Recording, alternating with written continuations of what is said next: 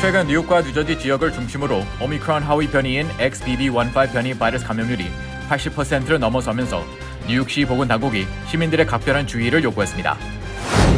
뉴욕시가 새 회계 연도에 행정 예산안을 공개했습니다. 올해 긴축 정책을 시행한다고 밝혔습니다. 뉴저지 주 정부가 재택근무를 시행하는 업체들을 대상으로 세금을 추가로 감면해주는 정책을 추진합니다. 뉴욕시에 지난주부터 현재까지 3,100명 이상의 망명 신청자들이 뉴욕시에 도착했습니다. 뉴욕시가 연방정부와 뉴욕주 정부에 적극적인 지원을 요청했습니다. 뉴저지 표준 시험 대신 치러진 스타스트롱 학력 시험 결과로 강력한 학력 개선 노력이 필요한 것으로 분석됩니다. 오늘 새벽 브루클린 한 주택가의 화재로 인해 9살짜리 여아가 안타깝게 사망했습니다.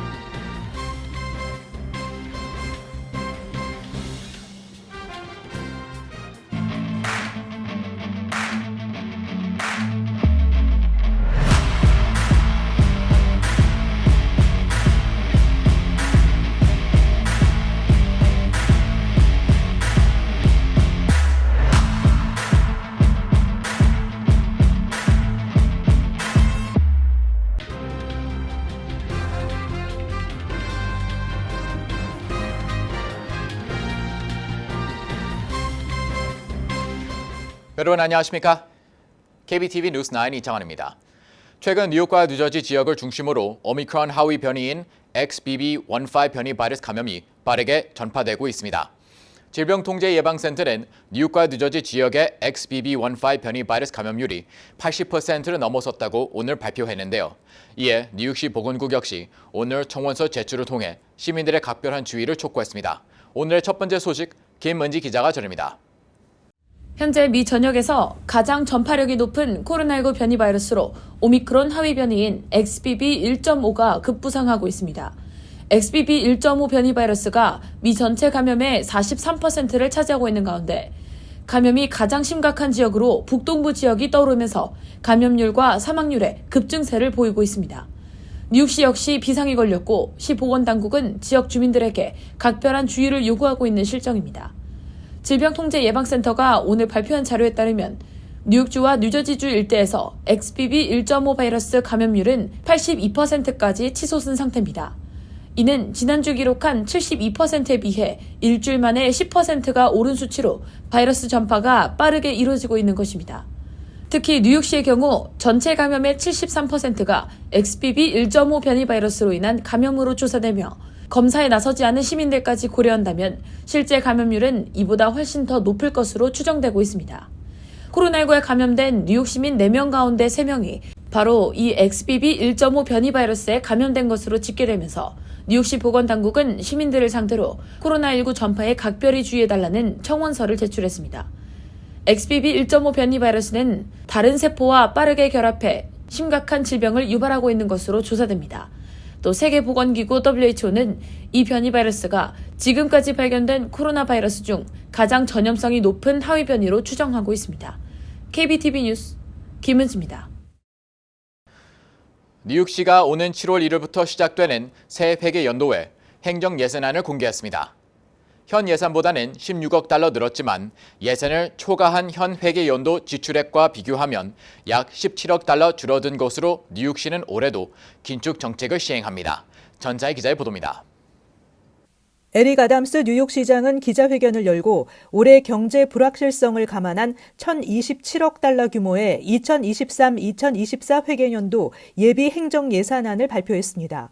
교육국과 뉴욕시경, 소방국에 대한 예산이 모두 전년에 비해 감소했으며 채용이 필요한 공무원 4,300명에 대한 일자리도 줄인다는 계획이 포함됐습니다. 아담스 시장은 많은 전문가들이 올해 경제 불확실성을 이야기하고 있고 뉴욕 증시도 하락세를 보이며 망명 신청자 급증으로 인한 비용도 추가돼 예산을 효율적으로 쓸 방법을 찾아야 한다고 밝혔습니다. 또 월가에서 벌어들이는 세수가 줄고 오피스 공실률이 높아져 재산세에도 부정적인 영향을 미칠 수 있다고 밝히면서 각 기관의 비효율적인 자금 지출을 줄일 것을 권고했습니다. 뉴욕시경에 대한 예산은 뉴욕주로부터 전철 내 순찰 강화에 대한 비용을 지원받기로 했음에도 불구하고 54억 4천만 달러가 배정돼 전년보다 약 1억 5천만 달러가 감소했습니다. 소방국에 대한 예산은 전년에 25억 1천만 달러였지만 올해는 22억 4천만 달러로 줄었으며 교육부 예산 역시 크게 줄어 전년에 312억 5천만 달러였던 것에서 2024 회계년도에 307억 4천만 달러로 감소했습니다. 뉴욕시 공무원 일자리 4,300개 이상을 줄이면서 2023-2024 회계년도까지 30억 달러 이상을 절감하게 됐다고도 강조했습니다. 뉴욕시에서 새롭게 지출하기로 한 항목은 탄소 감축 목표 달성, 비전 제로 프로젝트, 퀸즈 윌레츠 포인트 재개발 공공 민간 계획, 새로운 교통 신호등 설치 등입니다. 한편 새 회계년도에도 넉넉지 않은 예산이 배정됨에 따라 각계에서는 비판 여론이 나오고 있습니다. 특히 공립학교와 공립도서관에서 운영될 자금이 대폭 줄면서 교육의 질을 떨어뜨릴 수 있다는 지적입니다. KBTV 뉴스 전상입니다. 뉴저지주 정부가 재택근무를 시행하는 업체들을 대상으로 세금을 추가로 감면해주는 정책을 추진합니다. 이 같은 정책은 유연한 근무 환경이 필요한 주민들의 구직 기회를 더욱 넓히기 위한 것으로 앞으로 주의회의 입법화 가능성에 관심이 모아지고 있습니다. 보도에 전상 기자입니다. 머피 주지사는 팬데믹 동안 주민들의 일자리가 물리적인 직장에만 국한되지 않는다는 것이 확실해졌다며 장소와 시간에 구애받지 않고 주민들이 원하는 일자리를 찾을 수 있는 환경을 구축해야 한다고 강조했습니다. 주정부는 그동안 세금 감면 혜택을 받아온 주내 사업체들을 대상으로 직원들이 일주일에 최소 3일 출근을 의무화하는 조건을 유지해야만 세제 혜택을 받을 수 있다는 방침을 밝힌 바 있습니다. 하지만 대다수 업주들은 구인난에 시달리자 주의회는 세금 혜택 조건인 3일 출근 의무화를 일주일에 하루로 완화한 개정안을 통과시켰고 올해 말까지 임시 시행에 들어갈 예정입니다. 뉴저지 주의회는 또 뉴욕 소재 기업이 뉴저지주에 사무실을 마련할 경우 세금 혜택을 제정하는 법안을 추진하고 있으며 법안이 통과될 경우 세금 혜택을 받을 수 있으며 직원들을 대상으로 재택근무를 제공할 경우 추가로 인센티브를 받게 됩니다. 필 머피 뉴저지 주지사는 방송과의 인터뷰에서 뉴저지 주민 이중 과세를 막겠다는 방침에 대한 구체적 시행 계획을 묻는 질문에 뉴저지 주민들이 팬데믹 이후 재택근무를 하고 있음에도 불구하고 사무실이 뉴욕시에 있다는 이유만으로 소득세를 뉴욕주에 내고 있는 것은 매우 불합리한 과세 제도라고 생각한다고 밝혔습니다. 뉴저지 경제개발청의 팀 설리반 대표는 직원들에게 재택근무 선택지를 확대하는 업체들에게는 세금 인센티브를 제공하는 것이 타당하다는 입장입니다. 이 정책은 타주에 기반을 둔 기업들도 뉴저지에 소규모 위성 사무실을 꾸려 유지 비용을 절감하고 직원들의 재택근무 확대로 업무 효율도 높일 수 있는 장점이 있다는 것입니다. 주정부는 세금 감면 혜택 제공을 위한 재원은 추가 할당이 아닌 다른 복지 프로그램의 미사용 예산으로 조달한다는 방침입니다. KBTV 뉴스 전상입니다. 뉴욕시에 끊임없이 밀려드는 남부 출신 망명 신청자들로 인해 뉴욕시가 골머리를 앓고 있습니다. 에릭 가노 시장은 오늘 성명을 통해 지난주부터 현재까지 3,100명 이상의 불법 이주자가 뉴욕시에 도착했다며 이들의 기본적인 요구를 채우기 위해 연방정부와 뉴욕주 정부의 적극적인 지원을 요청했습니다. 김은지 기자의 보도입니다. 뉴욕시가 남부 출신 망명 신청자들을 돕기 위한 긴급 구호를 요청하고 나섰습니다. 에릭 애덤스 뉴욕시장은 오늘 성명을 통해 지난주부터 현재까지 약 3,100명 이상의 망명 신청자들이 뉴욕시에 추가로 도착했으며 지난 목요일 하루에만 835명의 이민자가 도착했다고 밝히고 끊임없이 몰려드는 망명 신청자들이 뉴욕시를 벼랑 끝으로 몰아가고 있다고 우려했습니다. 애덤스 시장은 작년 봄부터 현재까지 약 4만 명 이상의 망명 신청자가 뉴욕시로 유입됐으며 뉴욕시는 그들에게 인도적 차원에서 쉘터와 음식, 교육 등의 필요 자원을 공급해왔다고 밝혔습니다.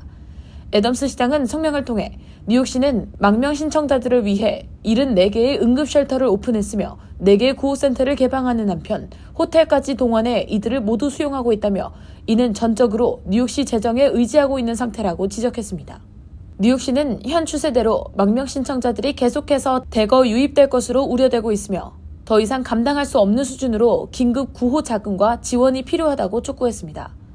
이어 인도주의적인 위기가 뉴욕시에 큰 부담으로 작용하고 있다며 하지만 그 어떤 시장도 인도적인 차원의 문제를 간과해서는 안 될 것이라고 밝혔습니다. 애덤스 시장은 워싱턴과 알바니는 밀려드는 망명 신청자들을 지원하기 위한 최소한의 자금만을 지원해왔다고 명시해 연방정부와 뉴욕주 정부에 적극적인 망명 신청자 지원과 방안 마련을 촉구했습니다. 이어 모든 사람은 기본적인 필요를 충족하고 안전할 권리가 있으며 이는 법적인 의무이기도 하다며 망명 신청자 역시 인간의 존엄성을 유지할 수 있도록 적극적으로 지원해야 한다고 밝혔습니다. KBTV 뉴스 김은지입니다. 팬데믹으로 인해 뉴저지 표준 시험 대신 치러진 스타트롱 학력 시험 결과 초중고교 학생들의 학력이 크게 저하돼 강력한 학력 개선 노력이 필요한 것으로 나타났습니다. 전사희 기자의 보도입니다. 뉴저지주 교육국은 지난 2021년 가을에 주 전역의 초중고교 학생들을 대상으로 실시한 스타트 스트롱 학력 시험 결과를 발표했습니다. 스타트 스트롱 학력 시험은 뉴저지주가 매년 봄에 시행하는 뉴저지 표준 시험이 코로나19로 인해 2020년과 2021년 봄에 실시되지 못하자 팬데믹 상황이 다소 호전된 2021년 가을에 대안으로 시행된 시험입니다. 스타트 스트롱 학력 시험은 영어와 수학 두 과목 시험을 치르되 등위를 매기지 않고 학력 개선을 위해 강한 지원, 상당한 지원, 일정 지원이 필요하다는 세 단계로 분류됐습니다. 교육국의 발표에 따르면 시험 결과 중 영어의 경우에는 전체 시험을 치른 학생의 54.6%가 강한 지원과 상당한 지원이 필요하다는 판정을 받았습니다. 초중고 학생의 절반 이상이 영어 학력이 일정 기준 이하에 머물고 있다는 것입니다. 또 수학의 경우에는 전체 71.7%가 강한 지원과 상당한 지원이 필요한 것으로 나타났습니다. 한편 뉴저지주 초중고교 학생들의 학력 저하는 지난해 봄에 실시하고 12월 발표된 뉴저지 표준시험 결과에도 거의 유사하게 나타나 교육 관계자들의 우려를 사고 있습니다. 발표된 내용 중에는 영어 과목을 치른 학생 중 기대 점수 또는 그 이상의 성적을 낸 학생 비율은 절반에도 못 미치는 48.9%를 기록했고 수학 과목은 기준 점수 또는 그 이상의 점수를 얻은 학생이 34.6%에 불과했습니다. 뉴저지주는 초중고교 학생들의 학력 수준 향상을 위해 앞으로 5년 동안 연방정부 지원금 1,400만 달러와 주 예산 100만 달러를 합해 빈곤층 학군 교육 향상과 학생들의 정신건강 서비스 등을 지원할 계획입니다. KBTV 뉴스 전상입니다. 오늘 새벽 브루클린의 한 주택가에 불이 나 9살 난 여아가 화재로 사망했습니다. 130여 명의 소방관이 화재 진압에 투입됐지만 화재 진압에 어려움을 겪은 것으로 전해졌습니다. 김은지 기자의 보도입니다. 오늘 새벽 5시 20분경 브루클린 한 3층 주택에 불이 났습니다. 소방관 140여 명이 화재 진압에 나섰지만 좀처럼 불길이 잡히지 않았고 소녀가 발견된 맨 위층으로 진입하는데 지연이 발생하기도 했습니다. 9세 소녀 페이트 탐스는 집 안쪽에서 의식이 없는 상태로 발견됐고 인근 브룩데일 대학병원으로 이송됐지만 병원으로 이송된 지 약 90분 후 끝내 숨졌습니다. 소방당국은 페이트의 삼촌인 조셉 톰슨의 증언에 따라 화재가 발생한 지점은 바로 아이가 있었던 방에서 발생했다고 밝혔습니다. 화재 발생 당시 가족들은 다 함께 집안에서 자고 있었는데 갑자기 질식할 듯한 연기가 집안을 가득 채우기 시작했고 나머지 가족들은 탈출했지만 페이트는 홀로 방 안에 남겨졌습니다. 소방당국은 총 2시간이 넘게 소요된 이번 화재의 원인 조사에 착수했습니다. 이웃 주민들은 화재가 일어난 시각 주택에는 10명의 가족이 지내고 있었다고 말하며 소녀의 가족에게 애도를 표했습니다. KBTV 뉴스 김은지입니다. 뉴욕주 간호사협회는 성명을 통해 뉴욕시 핀테피올의 마운트 사이나이 병원 측과 협상 끝에 급여 인상, 인원 충원 등 새 근로계약에 합의했다고 밝히며 파업을 종료한다고 밝혔습니다. 파업에 동참했던 7,100명의 간호사들은 어제 오전 7시부터 다시 병원으로 돌아와 정상적으로 근무했습니다. 몬테피오레 병원 측에 따르면 병원 측은 간호사들의 급여 19% 인상, 170명 이상의 인력 추가 고용, 더 나은 혜택 등을 제시했고 간호사 측도 여기에 합의한 것으로 알려졌습니다. 두 병원 소속 간호사들은 팬데믹이 장기화되는 동안 병원 측에서는 인력을 충원하지 않아 많은 간호사들이 쉴 틈 없는 근무로 번아웃이 왔다며 지난 9일부터 11일까지 파업을 강행했습니다.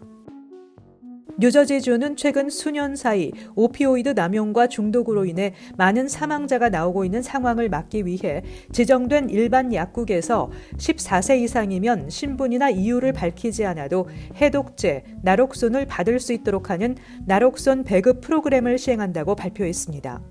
뉴저지주 휴먼 서비스국 자료에 따르면 지난 2018년부터 2021년까지 뉴저지주에서 오피오이드 남용으로 숨진 사람은 매년 3,000명이 넘습니다. 휴먼 서비스국은 이러한 문제를 해결하기 위해 지난 2018년부터 코 안에 뿌리는 분무형 약품인 나록손을 병원 응급팀, 사법기관, 공공도서관, 홈리스 쉘터, 재활센터 등에 무료로 18만 6천 개를 공급했습니다.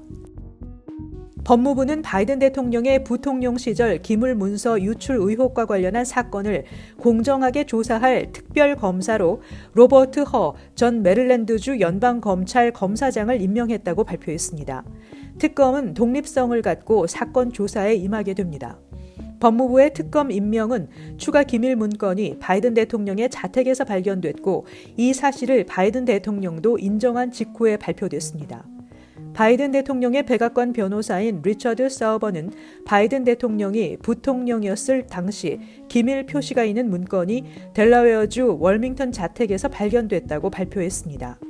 바이든 대통령은 취재진과 만나 자택에서 기밀 문건이 발견됐다는 사실을 인정하고 법무부에 협조하고 있다고 말했습니다. 하버드대 의대 연구소 데이빗 싱클레어 교수팀은 과학저널 셀에서 늙고 눈이 먼 쥐의 시력을 되찾게 하고 뇌를 더 젊게 만드는 한편 근육과 신장 조직을 더욱 건강하게 하는 등 회춘시키는 데 성공했다고 밝혔습니다. 연구팀은 또 이와 반대로 젊은 쥐의 노화 속도를 2배로 높여 신체의 거의 모든 조직에서 파괴적인 노화 현상이 나타나게 하는 데도 성공했다고 밝혔습니다. 연구팀은 생쥐 세포의 노화를 되돌리기 위해 일본 교토대 야마나카 산야 교수의 성체 세포를 배아줄기 세포 단계로 만든 역분화에 사용했던 4가지 전자인자를 혼합한 칵테일을 사용했습니다. 싱클레어 교수는 이 실험은 노화가 DNA를 훼손하고 세포 조직을 손상해 질병과 사망에 이르게 하는 유전적 돌연변이의 결과라는 과학적 믿음에 도전하는 것이라고 덧붙였습니다. 잠시 후 커뮤니티 브리핑을 전해드립니다.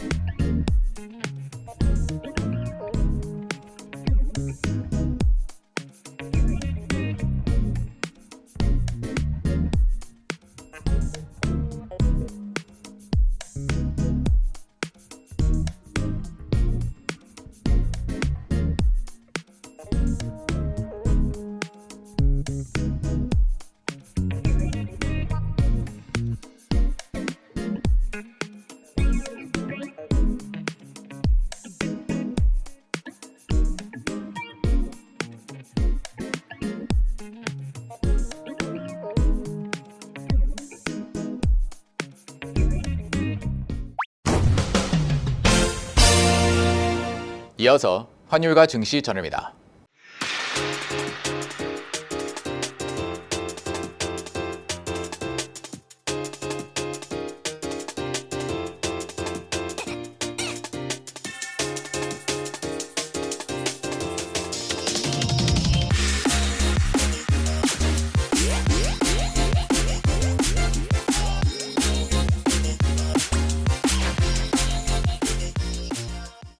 잠시 후 뉴욕과 뉴저지 날씨 전해입니다.